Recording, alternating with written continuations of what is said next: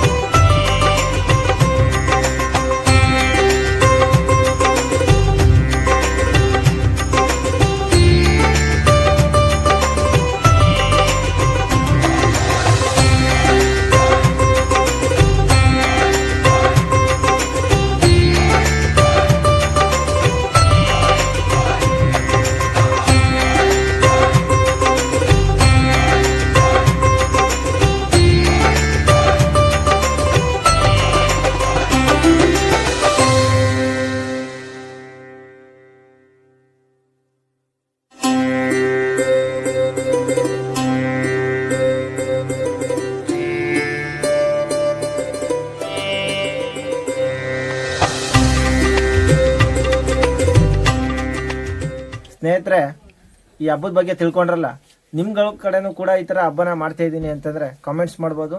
Video ಇಷ್ಟ ಆದರೆ ಒಂದು ಲೈಕ್ ಮಾಡಿ, ತುಂಬ ಇಷ್ಟ ಆದರೆ ಶೇರ್ ಮಾಡಿ. ಧನ್ಯವಾದಗಳು ಸ್ನೇಹಿತರೆ.